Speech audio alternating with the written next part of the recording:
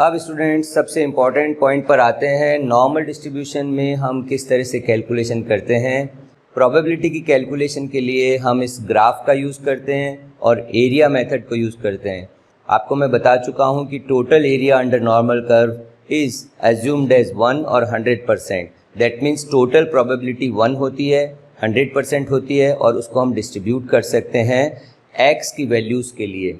आप इस कर्व को ध्यान से देखिए, ये कर्व सिमेट्रिक है अबाउट द मिडिल लाइन, यानी मीडियन बोल सकते हैं, आप मीन भी कह सकते हैं और मोड भी कह सकते हैं। ये मीन का सिंबल हो गया, एग्जैक्टली कर्व के बीच में होता है और ये कर्व के दो इक्वल पार्ट्स कर देता है।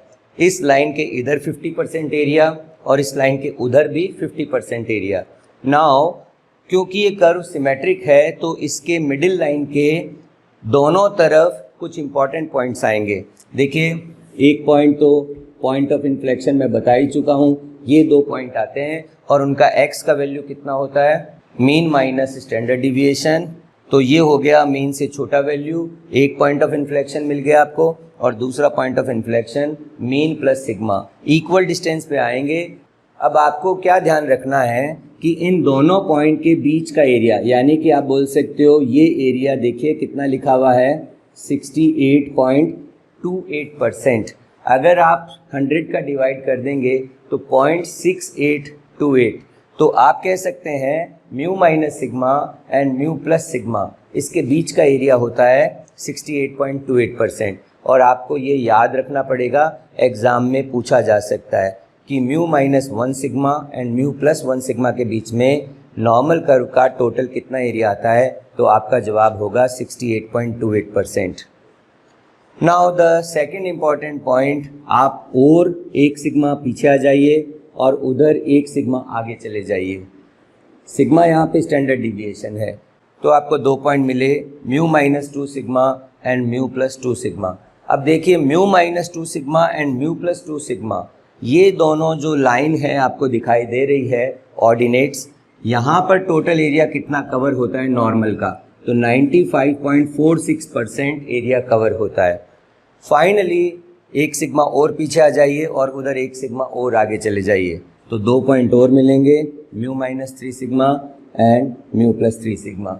अब इसके बीच में ऑलमोस्ट सारा एरिया आ जाता है 99.73%। आप क्या देखते हैं, 0.27% ही रह जाता है, थोड़ा इस साइड में थोड़ा उस साइड में। तो आप कह सकते हैं कि mu minus 3 sigma and mu plus 3 sigma के बीच में एरिया आता है 99.73%। In other words you can say all area but not 0.27%। तो ये आपको तीनों एरियाज याद रखने हैं। अब देखिए, कैलकुलेशन में मैं आपको बता दूं कि अगर ये 68.28% है mu minus sigma and mu plus sigma, तो आप म्यू और म्यू प्लस सिग्मा के बीच में कितना एरिया पाओगे, आपको मिलेगा इसका हाफ इधर हाफ इधर, तो आप इसको 2 से डिवाइड कर दीजिएगा, 34.14%, इन अदर वर्ड्स 0.3414। तो अगर आपको प्रोबेबिलिटी पूछी जाए तो ये एरिया हमें काम आएगा और हम इसका हाफ कर देंगे। इसी तरह हम म्यू माइनस 2 सिग्मा और म्यू प्लस 2 सिग्मा का भी हाफ कर देते हैं और ये एरिया हमें मिल जाता है।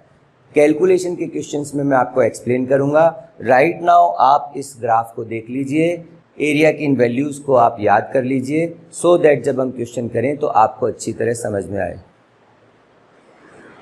अब देखिए स्टूडेंट्स, डिफरेंट क्वेश्चंस में मीन का वैल्यू अलग अलग होगा। सपोज कीजिए कि हम वेट को स्टडी कर रहे हैं, ग्रुप ऑफ स्टूडेंट्स, और एवरेज वेट या मीन वेट आता है 50 kg, तो यहाँ पर ये मीन की जगह 50 हो जाएगा। और कोई दूसरे क्वेश्चन में सपोज कीजिए कि हम प्रॉफिट्स को डिस्कस कर रहे हैं, तो ये मीन प्रॉफिट हो जाएगा। तो डिफरेंट क्वेश्चंस में मीन की डिफरेंट वैल्यू होगी। हम क्या करते हैं कि इसको स्टैंडर्ड बना देते हैं। स्टैंडर्ड का मतलब चाहे वो हाइट का क्वेश्चन हो, वेट का क्वेश्चन हो, प्रॉफिट का क्वेश्चन हो, रैंडम वेरिएबल x चाहे हाइट में दी हुई हो, मीटर्स में या सेंटीमीटर में, या वेट इन केजी या पाउंड्स, और प्रॉफिट्स इन रुपीज़ और डॉलर्स, हम क्या करेंगे, हर क्वेश्चन में उसको स्टैंडर्ड फॉर्म में कन्वर्ट कर लेंगे। स्टैंडर्ड फॉर्म में कन्वर्ट करने का मतलब अभी रैंडम वेरिएबल x है जो कि आपका नॉर्मल वेरिएबल है, हम उसको स्टैंडर्ड नॉर्मल वेरिएबल में बदल लेंगे। तो मैं यहाँ पर एक और एक्सिस बना देता हूँ। देखिए, ये एक और एक्सिस बना दी, और हमने इस बार क्या किया, x की जगह z सिंबल का यूज़ किया। तो आप बोल सकते हैं कि x हो गया नॉर्मल वेरिएट और ये हो गया स्टैंडर्ड नॉर्मल वेरिएट। अब स्टैंडर्ड करते समय हम क्या मान लें कि मैथ्स में ठीक बीच में क्या होता है, ज़ीरो, उधर पॉजिटिव एक्स एक्सिस, इधर नेगेटिव एक्स एक्सिस। तो आपने मीन को क्या मान लिया स्टूडेंट्स, ज़ीरो। ध्यान रखें, स्टैंडर्ड नॉर्मल डिस्ट्रीब्यूशन, आपने नॉर्मल डिस्ट्रीब्यूशन की जगह क्या वर्ड यूज़ किया, स्टैंडर्ड नॉर्मल डिस्ट्रीब्यूशन। जैसे ही आप स्टैंडर्ड नॉर्मल डिस्ट्रीब्यूशन बोलेंगे, मीन को आपने ज़ीरो मान लिया, ओके। जितना भी मीन है, चाहे वो वेट है तो 50 kg जो वेट है उसको ज़ीरो मान लिया। एक तरह से कौन सा मेथड हो गया, change of origin. Now the second point is standard deviation को भी आप सिंपल वैल्यू ले लेंगे, 1 ले लेंगे, स्टैंडर्ड डिविएशन 1 मान लेंगे। तो अब देखिए ये पॉइंट्स कितने आसान हो गए याद करना। ये हो गया 0, ये हो गया 0 + 1 दैट इज़ 1, ये हो गया 0 + 2 that is 2 and 0 + 3 that is 3। ये जेड वैल्यूज़ हैं। जेड वैल्यू का मतलब स्टैंडर्ड नॉर्मल वेरिएबल के वैल्यूज़ हैं। इसी तरह से ये -1, ये -2 और ये -3। तो स्टूडेंट्स, अब अगर आपको ये कहा जाए स्टैंडर्ड नॉर्मल वेरिएट -1 एंड +1 के बीच का एरिया कितना होगा, तो 68.28%। तो स्टूडेंट्स ध्यान रखिए कि कैलकुलेशन के लिए हम एक स्टैंडर्ड अप्रोच को काम में लेंगे। जो भी नॉर्मल वेरिएबल होगा, हाइट, वेट, प्रॉफिट, उसका मीन जो दिया हुआ होगा, मीन उसको हम 0 के बराबर मान लेंगे, x को z में कन्वर्ट कर देंगे।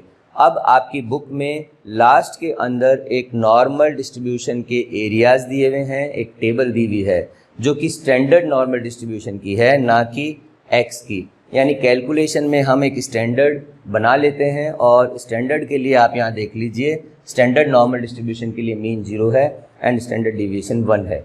तो अब देखिए आपके पुराने जो फॉर्मूले हैं, पॉइंट ऑफ इन्फ्लेक्शन, अगर आपके क्वेश्चन में स्टैंडर्ड नॉर्मल वेरिएबल लिखा हुआ है तो पॉइंट ऑफ इन्फ्लेक्शन होंगे -1 एंड +1, और अगर लिखा हुआ है नॉर्मल डिस्ट्रीब्यूशन या नॉर्मल वेरिएट तो आपका पॉइंट ऑफ इन्फ्लेक्शन होगा μ - सिग्मा एंड μ + सिग्मा। तो आपको बहुत ध्यान से क्वेश्चन को रीड करना है, क्या क्वेश्चन में नॉर्मल वेरिएट लिखा हुआ है या स्टैंडर्ड नॉर्मल वेरिएट लिखा हुआ है, अकॉर्डिंगली आप आंसर देंगे। तो मैंने यहाँ पर लिखा स्टैंडर्ड नॉर्मल डिस्ट्रीब्यूशन के लिए पॉइंट्स ऑफ इन्फ्लेक्शन, पहले क्या थे, μ - सिग्मा एंड μ + सिग्मा, अब हो गए -1 एंड +1। जो भी फॉर्मूले आपने पढ़े हैं उसमें मीन की जगह 0 रख दीजिए, सिग्मा की जगह 1 रख दीजिए। अब देखिए स्टूडेंट्स, क्वार्टाइल्स के फॉर्मूले क्या हो जाएंगे। जो लोअर क्वार्टाइल है वो होता है μ - 0.675 सिग्मा, μ 0 रख दीजिए, सिग्मा की जगह 1 रख दीजिए, तो आ जाएगा -0.675।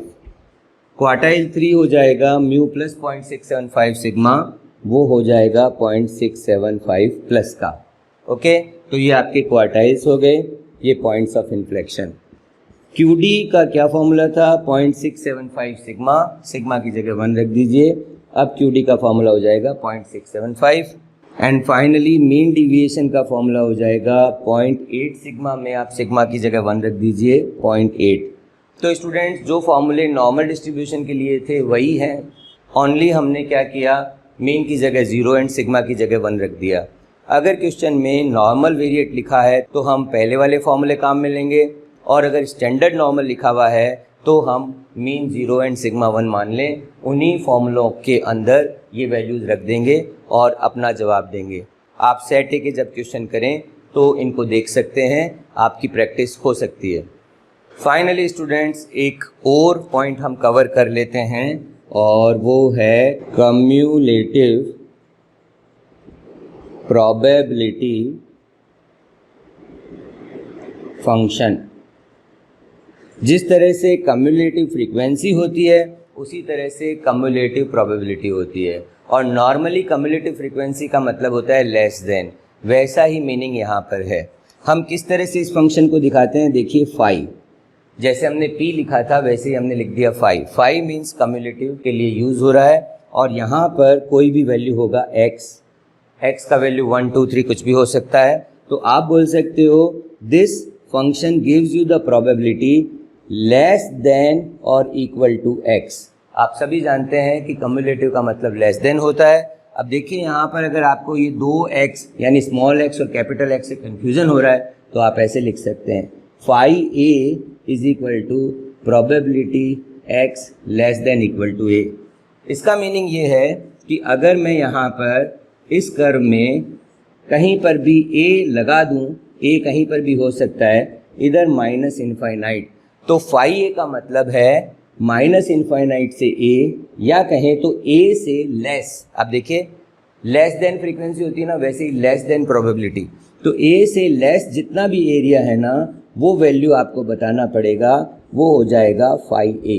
ओके, तो phi a का मीनिंग हुआ प्रोबेबिलिटी लेस देन a।